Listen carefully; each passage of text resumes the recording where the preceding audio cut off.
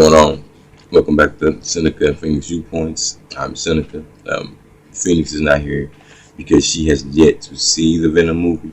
So I'll be doing this review by myself. I want to break it down into three parts. I want to do just my initial reaction to the movie, some good and bad points, whether I recommend you should see it or not. After that, I'm going to go into spoiler talk, where I'm going to be going into details of the movie. At that point, if you don't want to be spoiled, you haven't seen the movie yet. It's been out like a week, so if you haven't seen it yet, you're probably not that worried about the spoilers. And then I'll go into a third part, which is just some Easter eggs that may or may not play into where we're going in the MCU from this point. So, this is my Venom, Let There Be Carnage spoiler review. Now, before I do the spoilers, I just want to say, just want to hit the general points. Tom Hardy's Venom, their back and forth banter is if you like the first one, you like this movie as far as that goes. I did like Woody Harrelson's Cassidy. Venom is ruthless in this movie, but because of it being PG-13, it's not as graphic as you would expect, it to be for it to be caught. Still was pretty good. They did kind of push Cassidy's backstory into the movie a little bit, and then they tweaked it a little bit.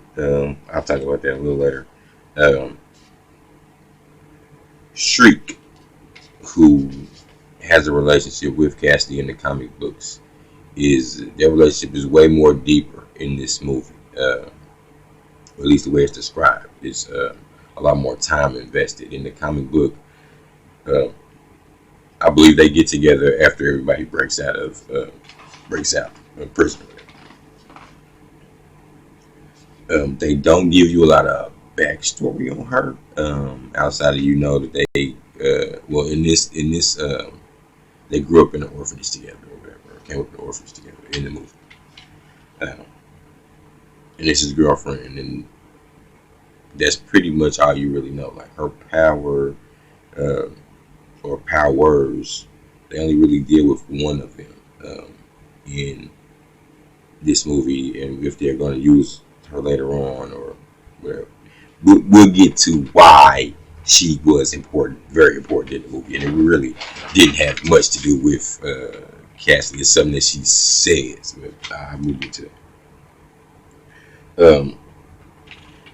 I think there are some good parts in the movie. Some of the comedy falls flat. Some of the comedy just didn't hit. But when it does, it's good. Like when the comedy hits, it's funny. But when it doesn't, it's just like, okay. The one thing that I think this movie is missing is it doesn't have any really emotional attachment. You never feel attached to any of the characters really, outside of who you already know with Brock and Venom, and you still don't feel a major connection. It's like they have a situation going on, but you don't really necessarily feel connected to it.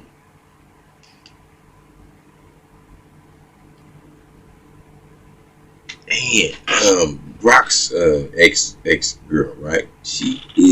Her time in this movie is utilized great. She should have had more time. But her overall purpose in the movie was just for like going back. Like if you've seen it, you know what I'm talking about. She was really utilized for one thing.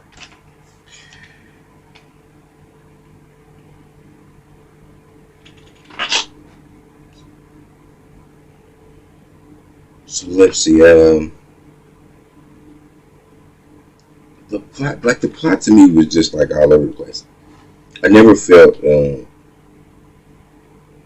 like the story had a place where it was going, although it does get to a place sort of at the end, but it almost feels like that was the whole point. Like the rest of the movie was, just kind of there to help get to this point. So I would say that it's worth giving it a watch. If you like the first one, you may like this one. Uh, the post credit scene is huge, and when you put it together with some of the Easter eggs I'm gonna talk about later on, you have a better understanding of why it's important. Uh, but overall, it was an okay movie. I was entertained by Carnage. I did like when Brock and Venom was on. Now there is a part in the movie where they are not together, where they're separate, and I think I fell asleep during this part of the movie. It's probably only maybe a 10-minute piece, but yeah, I nodded out. And when I woke up, Venom was at a rave, but he wasn't with Brock. Yeah. Anyway, I am now going to say, I would say watch it at least once, if for no other reason, for the post-credit scene and what the Easter eggs mean in combination with the post-credit scene. Um, Now, I am now getting ready to go into spoilers. I am now getting ready to go into the in-depth conversation of things, because those are my little highlight little like notes, just quick, really non-spoilerish stuff. Now I'm about to go in with the details of what's going on. So, okay, we find details.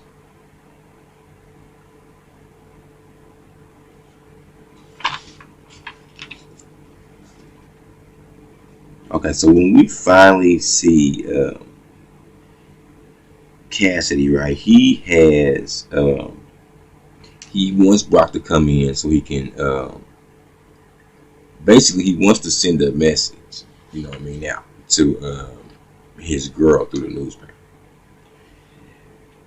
In the process of doing this, Brock sees his cell where he's carved, the different murders and things that he's done into the wall. Venom memorizes it and is able to figure it out, and they are able to find the bodies as a result. So as a result of them doing that, the state of I believe it's California, because I'm living here in San Francisco. California reinstates the death penalty just for Cassidy, right? So now Cassidy's pissed off because this wasn't what's supposed to happen, right?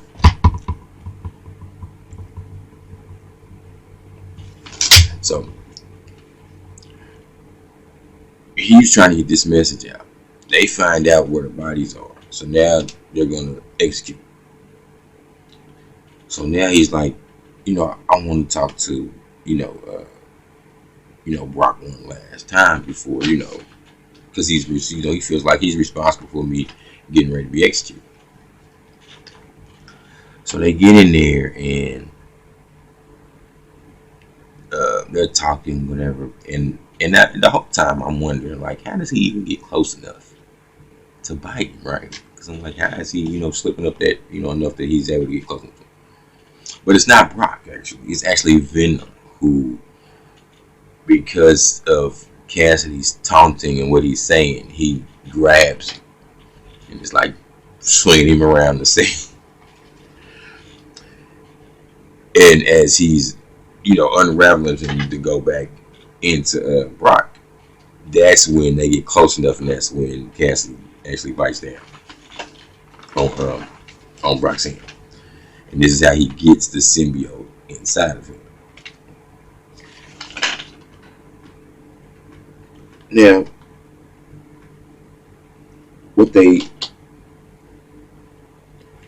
I'm not gonna say this what they were trying to do with the Shriek and Cassidy uh, relationship, but it seems like they were trying to like give you like force the relationship in there for you to like try to attach to. Again, like I said, it's not a lot of emotional um, attachments in the movie. Now, one interesting thing is, and I don't remember this happening in the comic book. Shriek has this, this. I don't want to say Black Canary because that's too different, but it's kind of like when Black Canary yells out of it. Sound is one of the symbiote's weaknesses. So, Carnage does not like her. You know what I mean? Carnage is like, hey, if you don't get this girl together, I'm gonna get her together. You know what I mean? Like he's not dealing with it. So that part is different than what I remember in the comic books because I don't remember him ever having an issue uh, with her using her powers. What else? What else? And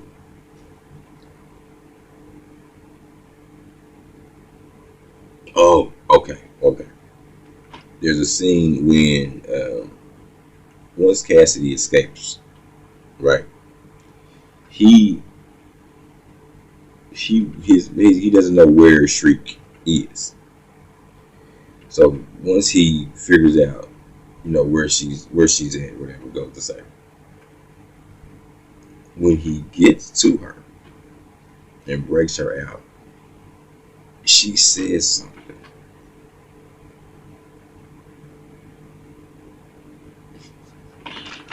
And this is a part of the Easter eggs I'm going to share with you later on. But what she says, I was like, so are you saying that in Venom's universe? We're going to get to it.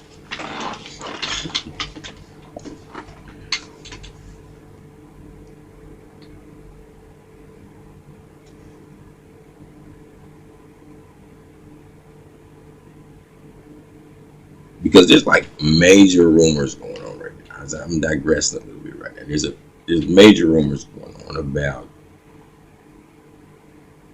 in not Spider-Man, but in Doctor Strange, Multiverse of Madness, that there's going to be a lot of cameos of people that we know um, who have done, prior have been these characters. Um, who haven't been able to be used yet. All right, let me get back to it. The detective, Patrick Mulligan, right? He is, he tries to use Brock really to get information from Cassidy, but because Venom is able to figure out, what the writings were, Rock just basically goes to the police and then he gets the credit for it and the detective doesn't. So he has issue with Rock as well. And he's also the detective who took down uh, Shriek. Well, at least he thought he killed Shriek. So she's actually locked up in this facility. He thought she was dead. Now, the Patrick Mulligan character also could be huge in future iterations. Like I'm gonna get to that also in the Easter egg towards the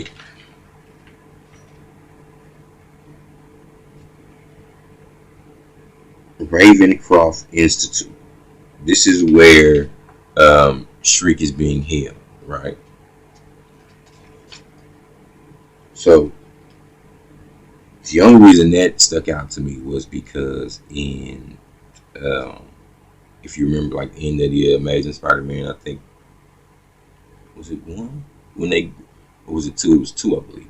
Um, at the end when they're walking through, when he's a guy, he's walking through like the cells, and you can see like the Rhino costume and the Vulture costume. This is Ravencroft Institute as well. So that's why where she was being kept. Really, that really stuck out to me.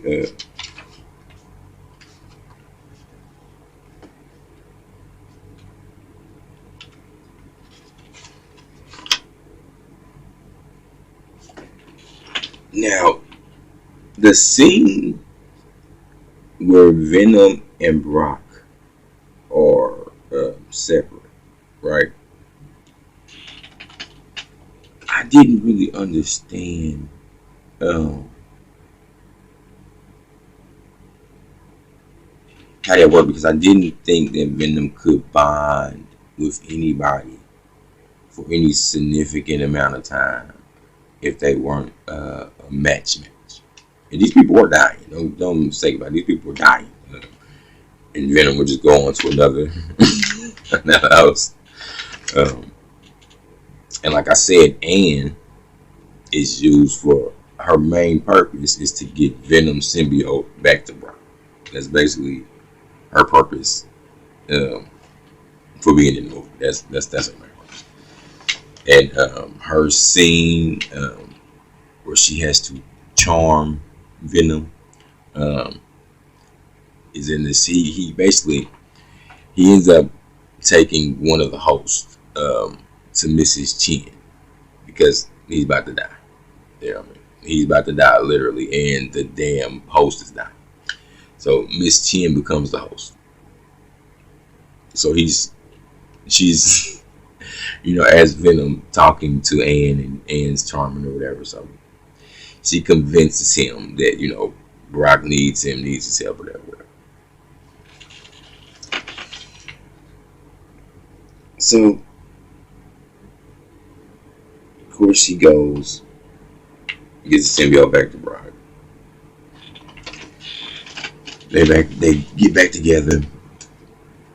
Carnage has, of course, escaped, and he is wreaking havoc all over the city. So they finally, get to this church. So they're fighting the church, and Shriek and Cassidy are actually getting married. They got a pastor there getting married. So when Brock and Venom come in, Carnage is basically like, I need to kill Venom because he's a threat. So I mean, if as long as he's not around, I don't have to worry about it. That's basically his. He's like, I need to kill him. Like, he don't like Venom. You know what I mean? Cassidy wants to kill Brock because Brock basically got to get him executed. That's how he feels. You know what I mean? He did the crimes, but he didn't tell him himself. So you know what I mean?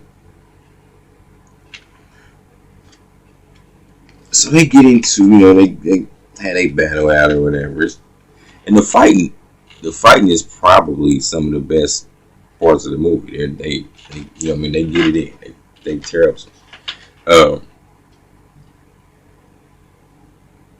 Now, there's going to be some people who do not like the way that this fight scene ends.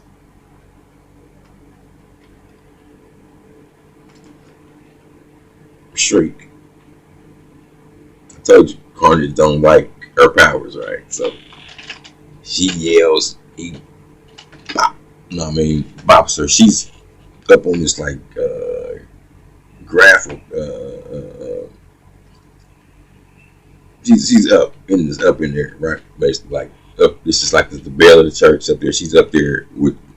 So as he hits her, she's falling, right? So she does the yell there, right? So as she's falling, the whole little graphic thing is falling. So as she yells, Venom and Brock separate, and Carnage and Cassidy separate.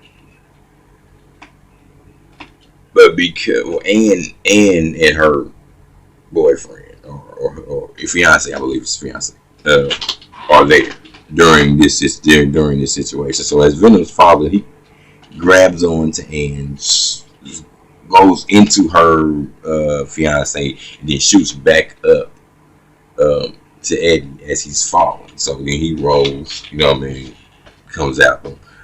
But Cassidy and Carnage, they separate. So when Cassidy hits, he's messed up, a couple broke bones, you know what I mean, things like that. So you see the symbiote trying to get back over to him, and Venom comes down, steps on it, boom, grabs him, eats Carnage. Carnage gone.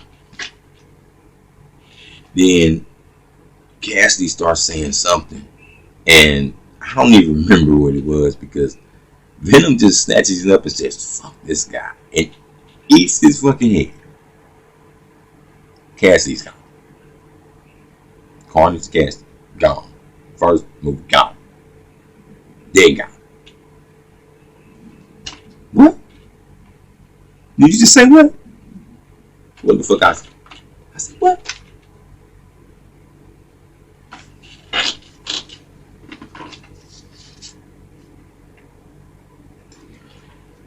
So, now all this shit done went down. Keep in mind, this whole time, right, they have been watching Brock, believing that he was responsible for the bodies in the first movie. So he already on their listing. So now he's under like a full investigation. Like we need you, because we have no doubt that you're responsible for this. So he flees. Him and Venom flee away to an island. They don't say which island it is. You just see him off on the island on the beach. Venom with the sand between his toes. So you see them on the beach, and you see them. They're in the room, and they're watching what's the show called? Telemundo. I believe that's what it's called. I think it's different. So they're having that conversation or whatever, and Venom is telling Brock about how much knowledge he has. I think he says something like, "I have 8,000 years, 9,000 years worth of knowledge," or something like that. And he tells him, like, if I tried to show you everything that I knew, you'd go crazy. And Brock's like, "I want to know." You know what I mean? And Venom is like, "I'll show you." He's like, "Well, then show me then." He's like, "All right." And then all of a sudden the room starts shaking, and then the TV changes from Telemundo to Jonas Jameson at the end of Spider-Man Far Away From Home, where he's talking about how he murdered Mysterio, and telling him, Peter Parker is Spider-Man, and Venom looks at the TV and says, "That guy," and he licks the TV. Now, does him having 9,000 years of knowledge somehow give him multiverse knowledge? I don't. Then it's a guy that comes out of the bathroom and he's like, "What are you doing in my room?" Because, of course, they're no longer in the room where they were at because of what happened. Now, if you know about the spell that Doctor Strange is doing in Spider-Man No Way Home, and because they kind of look like maybe that was what was going on during the time that the room was shaking around. So now Venom is in the MCU, right?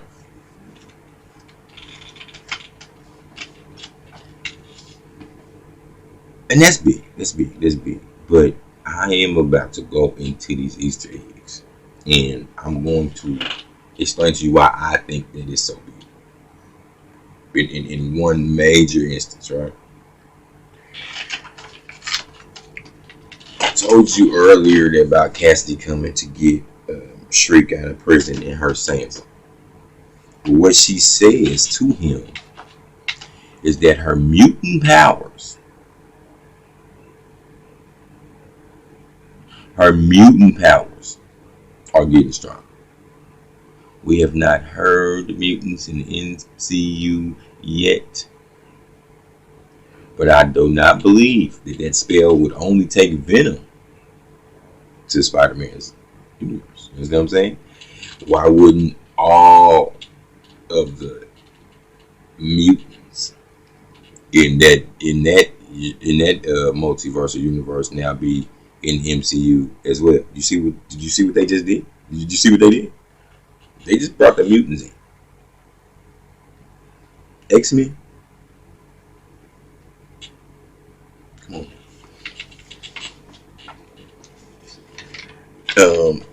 Another Easter egg I saw, the Daily Bugle, right? The Tobey Maguire's logo for the Daily Bugle. And the Daily Bugle that Tom Hardy has in his movie when he's typing up the stories about Cassidy's murders are the same. I don't believe that it is the same in the Andrew Garfield's Spider-Man, and they don't even have Daily Planet in the new one. It's a web paper. You know what I mean? It's like a web paper. It's not even the same thing as having a newspaper. So that right there, you know what I mean? I was like, well, is Venom rock some? Is he in the Tobey Maguire maybe Spider-Verse? And because Spider-Man is older or maybe retired, because we don't know exactly what Tobey Spider-Man is doing at this point. Maybe that's why maybe that's the way they're gonna go with it. I don't. But that stuck out to me as well.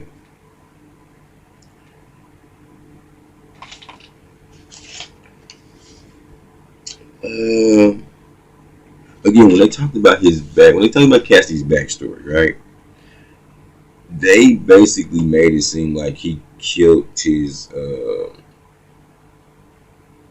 think it's his grandmother's, but that he did it out of self-defense, right? And in fact, they were abusing him. But in the comic book, that's not what happens. They don't abuse him. He's just crazy.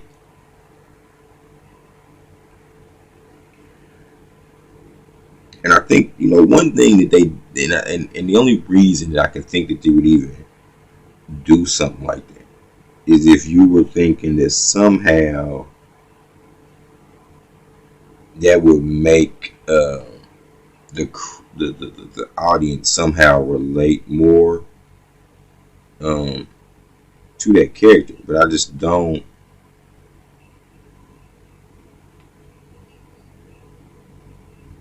It just makes no sense to me.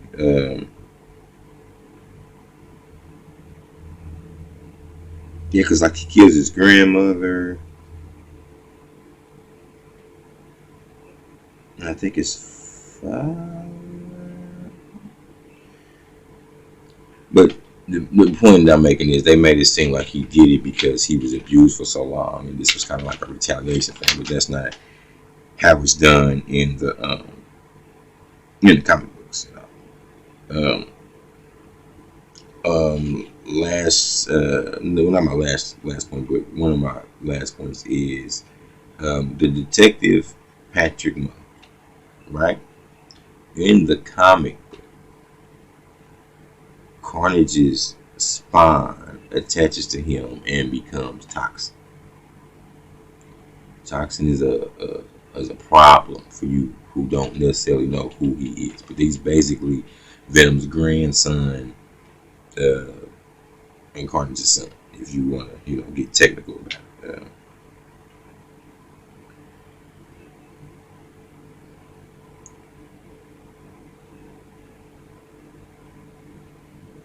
So where they're going with him, I'm not even sure, because it's interesting to see how they're going to go about that, because his eyes, I thought he was dead, but then his eyes start turning blue. They start glowing blue.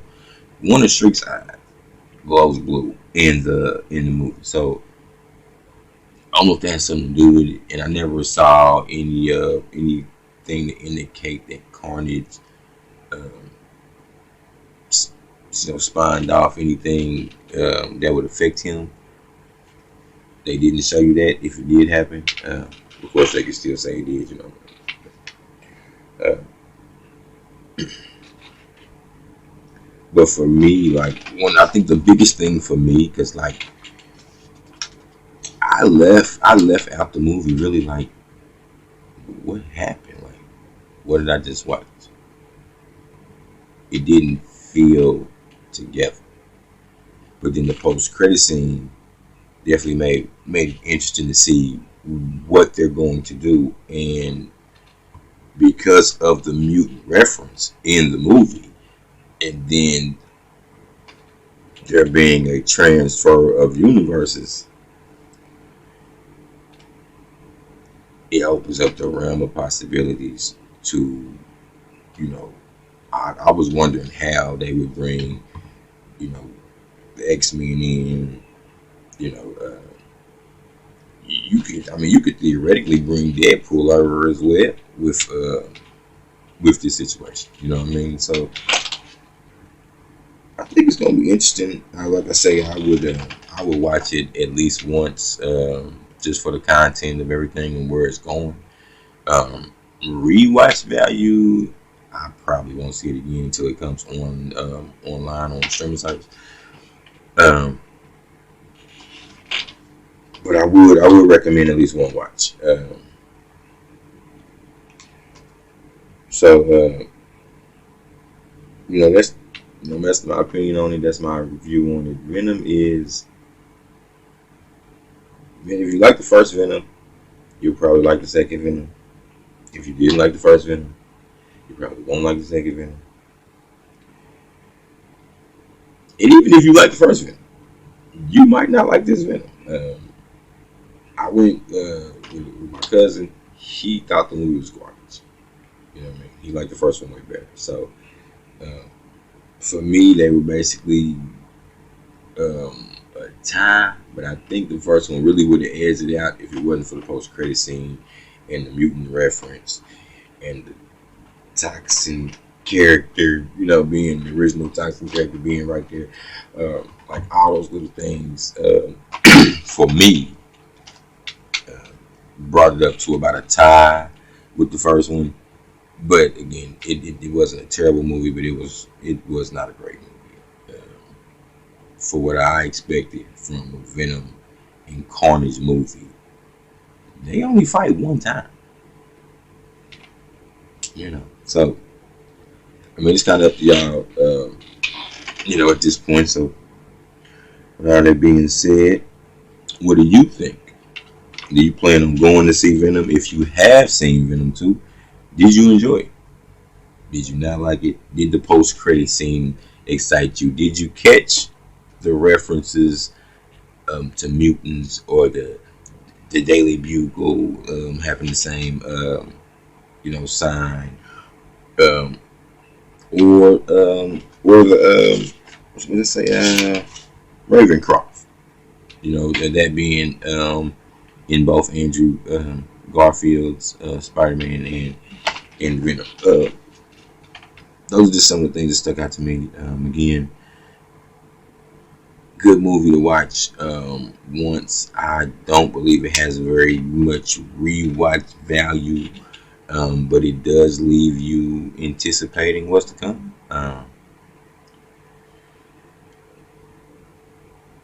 Please like, subscribe, hit the notification bell, share this video out. Till next time, holla.